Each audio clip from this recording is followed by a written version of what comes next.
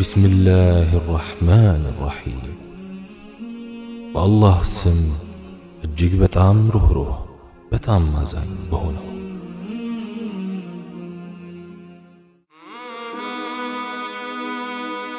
قسوة القلب مرض عظيم ابتلينا به في هذا الزمان የቀልብ ድርቀት በዘመናችን የተፈተንበት ከባድ በሽታ ነው። ቁርአን ሰምተን ውስጣችን የማይነካ ሙታኖቻችንን ቀብረን ምንም የማንገሰጥ ዳዕዋዎችን እየሰማን ትምህርት የማንወስድ ሆነናል። ይህ ምክንያቱ የቀልብ ድርቀት ነው። በሽታም የለም አላህ Subhanahu Wa Ta'ala መድኃኒት ያበጀለት ቢሆን እንጂ የቀልብ ድርቀት መድኃኒት ደግሞ የአላህን መጽሐፍ በማስተንተንና በማሰላሰል ያለ ማቋረጥ ማንበብ ነው። فإن هذا الكتاب لو تنزل على جبل لرأيته خاشعا متصدعا ይህ ቁርአን በተራራ ላይ ቢወርድ ኑሮ ከአላህ ፍራቻ የተነሳ ተዋራጅ ተሰንጣቂ ሆኖ ባየኸው ነበር። በሌላም አንቀጹ አላህ Subhanahu Wa Ta'ala እንዲህ ይላል፣ ይህ ወዳንተ ያወረድነው ብሩክ መጽሐፍ ነው አንቀጾቹን እንዲያስተነትኑና የአእምሮች ባለቤቶችም እንዲገሰጡ አወረድ ነው።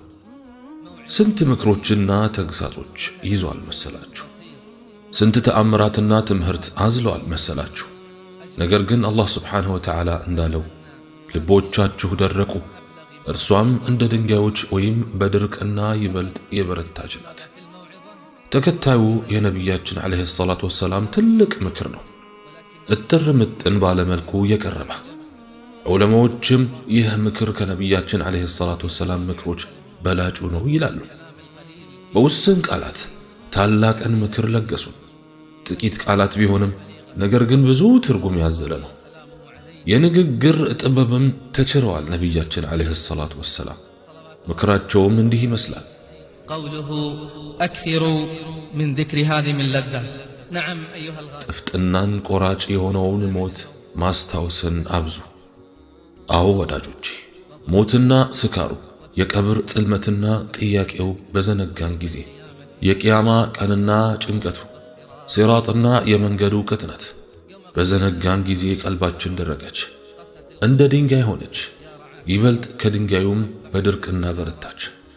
ስለዚህ አባቴና እናቴ ቤዛ ይሆንላቸውና ነቢያችን አለይሂ ሰላቱ ወሰላም ጥፍጥናን ቆራጭ የሆነውን ሞት ማስታወስን አብዙ አሉ።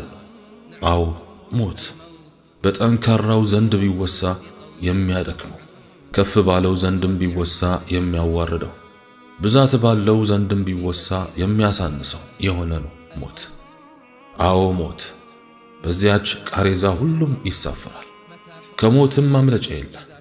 በዓይናችን በብረቱ በየለቱ ጀናዛዎችን እንደ ተራ መመልከት ወላሂ ከሞቱ በላይ የሚያስፈራ ነው። የቀልባችን ድርቅና አላህ Subhanahu Wa Ta'ala ይፈውስልን ዘንድ እንለምነዋለን። የእውቀት ባለቤቶች እንዳሉት ሞት ማለት ሩህ ከአካል ሲለይ ነው።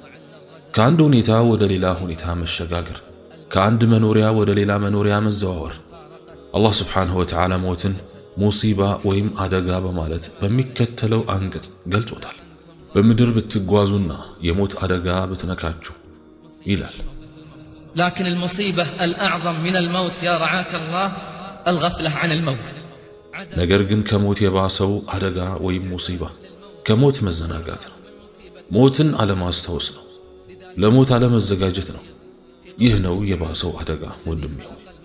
ሙፈሲሮች ይህንን የሚከተለውን አንቀጽ ማለትም ያ የተኛችሁ ሥራው ይበልጥ ያማረ መሆኑን ሊሞክራችሁ ሞትና ሕይወትን የፈጠረ ነው የሚለውን አንቀጽ ሲተነትኑት ሞትን የበለጠ አስታዋሽ ማለት ነው ብለዋል። ምክንያቱም ሞትን የሚያስታውስ ሰው ለሞት ዝግጅት እያደረገ ነው። አቡ ዓሊ አድቃ ምን ይላሉ? ሞትን ማስታወስን ያበዛ በሶስት ነገር ይቻላል። ተውበት ይፋጠንለታል፣ በአምልኮ ተግባራት ነሻጣ ወይም ብርታት ያገኛል፣ እንዲሁም በልቡ እርግጠኛነት ይነግሳል። ሞትን የዘነጋ ደግሞ በሶስት ነገር ይቀጣል። አንደኛው ነገ እተውበታለሁ ይላል፣ ሁለተኛው በአምልኮ ተግባራት ይሰላቻል፣ ሶስተኛው ደግሞ በልቡ ውስጥ እርግጠኛነት ይጠፋል። ስለዚህ ወዳጆቼ ልብን ከሚያረጥቡ መካከል ሞትን ማስታወስ ነው። ሁኔታውን የቀብር ጽልመቱን ማስተንተን ነው። ስለዚህ አባቴና እናቴ ቤዛ ይሆኑላቸውና ነቢያችን ዓለይሂ ሰላቱ ወሰላም ቀብርን እንዳትዘይሩ ከልክያችሁ ነበር። አሁን ግን ዘይሩ፣ አኺራን ያስታውሳችኋልና። ሰዎች አኺራን ማስታወስን በዘነጉ ጊዜ ቀልባቸው ደረቀች። ሶላቶች ተረሱ፣ ክልክላዎች ተፈጸሙ፣ አላህ ባዘዛቸው ተግባራት ላይ ተዳከሙ። አንተ በበጎ ተግባራት ላይ የተዘናጋኸው ሆይ፣ አንተ ጊዜ ያለኝ እያልክ የተታለልከው ሆይ፣ ሞት ሲመጣ ድንገተኛ ነው። ቀብር ደግሞ የሥራ ሳጥን ነው። በታላቁ አላህ የሆነብህና ንገረኝ፣ ጠዋት ከቤት ስትወጣ ላልመለስ እችላለሁ ብለህ አስበህ ታውቃለህ? ዛሬ ሕይወት የመጨረሻ ቀን ሊሆን ይችላል ብለህ አስበህ ታውቃለህ? ዛሬ የሞት መልአክ ቢመጣ በራሴ ተማመናለሁ ብለህ ታስባለህ? አትዘናጋ፣ አላህ ይዘንልህና። ከማውቃቸው ሰዎች አንዱ ወደ ቀትር አካባቢ ቤተሰቦቹ ጋር ደወለ። ከዚያም ዛሬ ከሥራ በጊዜ ወጥቻለሁና ምን ይዤላችሁ ልምጣ አላቸው። እነሱም ይህን አምጣልን አሉት። በአንድ ሰዓት ውስጥ ጨርሼ እመጣለሁ አላቸው። 1 ሰዓት አለፈ፣ 2፣ 3 ሰዓታት አለፉ፣ አልመጣም። ከመግሪብ በፊት አንዱ ደወለላቸውና አላህ ሰብሩን ይስጣችሁ፣ እከሌ ከሥራ ቦታው እንደወጣ የመኪና አደጋ ገጠመውና ሞተ አላቸው። በአላህ ይሁንብህ፣ ቤተሰቦቹ ጋር ሲደውል ላልመለስ እችላለሁ ብሎ አስቦ ነበር። እነሱስ አስቤዛ ሲጠይቁት አስቤዛው ላይደርስ ይችላል ብለው አስበው ነበር። እንዲያው የአስቤዛው አምጪ አይመጣም ብለው አስበው ነበር። ከደጋጎች አንዱ በድቅድቅ ጨለማ ሁሌ ሌሊት ይነሳና በአካባቢው እየዞረ الرحيل الرحيل الرحيل የመሄጃው ቀን የመሄጃው ቀን የመሄጃው ቀን እያለ ይጮህ ነበር። ሞት ማለት ነው። ታዲያ አንድ ሌሊት ይህ ድምፅ ተቋረጠ። ከዚያም የመንደሩ ገዢ እገሌ ምን ነው ድምፁ ጠፋሳ አለ። ከዚያም ሞተ አሉት። ሰዎችን ስለ ሞት እያስታወሰ በሞት ተወሰነ። ነገር ግን በምን ሁኔታ ሆኖ? ሰዎችን ስለ ሞት እያስታወሰ በዱንያ ተስፋዎች ሳይሸነገል ፍጻሜው አማረ። አንድ ሰው በመጥፎ ሁኔታ ላለው ለጓደኛው እንዲህ ይለዋል፣ አንተ እገሌ ሆይ ሞት ቢመጣ ያለህበት ሁኔታ የምትረካበት ሁኔታ ነውን? ከዚያም ሰውየው ወላሂ አይደለም አለ።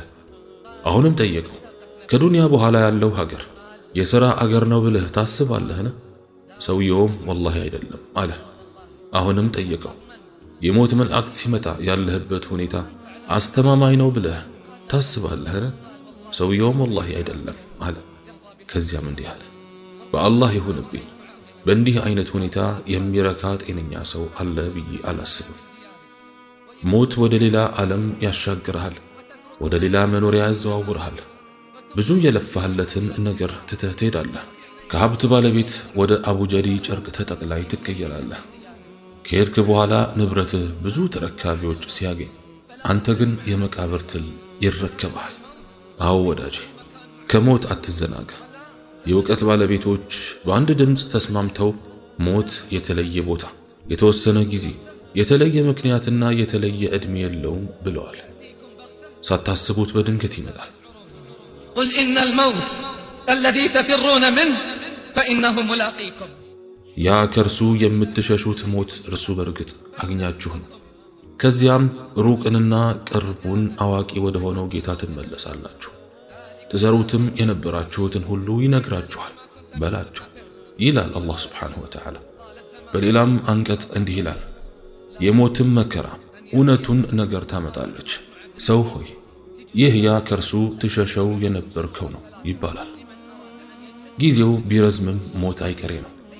ዑመር ኢብኑ ዓብዱልዓዚዝ አብረውት ለሚቀማመጡት እንዲህ አሏቸው፣ እኔ ባለሁበት ቦታ ለመቀመጥ 3 መስፈርቶች መሟላት አለባቸው። አንደኛው ስለ ዱንያ ላታወሩ፣ ሁለተኛው ሰውን ላታሙ፣ ሶስተኛው ደግሞ ቀልድ ላትቀልዱ አላቸው። ታዲያ ሞትን ያስታውሱ ነበር። ቀብርና ጽልመቱን ይተዋወሱ ነበር። ከተቀመጡበት ሲነሱም ልክ ከለቅሶ የተነሱ ነበር የሚመስሉት። አላህ ሱብሓነሁ ወተዓላ እንዲህ ይላል፣ ይህች የመጨረሻይቱ አገር ለእነዚያ በምድር ውስጥ ኩራትንና ማመፅን ለማይፈልጉት እናደርጋታለን። ምስጉኒቱም መጨረሻ ለጥንቅቆቹ ናት። እናንተ የአላህ ባሮች አላህን ፍሩ፣ አላህን ፍሩ። ዕድሜ የፈለገ ያክል ቢረዝም አጭር ነው። ዱንያም ምን ያክል ብትበዛም የተዋረደች ናት።